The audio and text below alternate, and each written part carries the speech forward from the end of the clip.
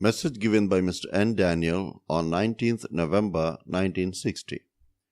John chapter 14 verses 5 and 6. Thomas said unto him, Lord, we know not whither thou goest, and how can we know the way? Jesus saith unto him, I am the way, the truth, and the life. No man cometh unto the Father but by me. Towards the end of his ministry, Jesus was trying to further open the eyes of the disciples. Earlier, Philip had made the request, Show us the Father. Jesus was surprised that Philip had not seen the Father in him. One who had his eyes on Jesus sees him growing bigger and bigger till he fills the whole world. He who believes on him also grows bigger and bigger. Earlier, Jesus said in verse 4, Whither I go, ye know, and the way ye know. Thomas said in verse 5, We know not whither thou goest, and how can we know the way? Jesus said to him, verse 6, I am the way. Yes, Jesus is the way in our youth. When Jesus was 12 years old, his parents took him to the temple. He was learning the scriptures there. His parents started their journey back home, but he was still engrossed in learning the scriptures. In our youth, we too should be engaged earnestly in learning the scriptures. Jesus is the way. Early in his ministry, in Cana of Galilee, he filled the need in an emergency that arose in a wedding feast.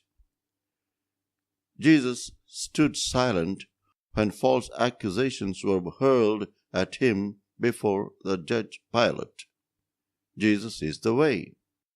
Before the construction of a new ship, a miniature ship is first made, just like the big ship, and even made to sail.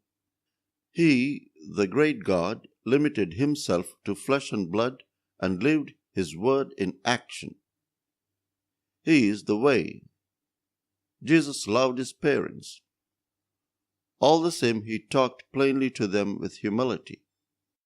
His mother complained to him about not starting back with them. They had to search for him sorrowing. He gave them the message from God. Why did they search for him that way? He said.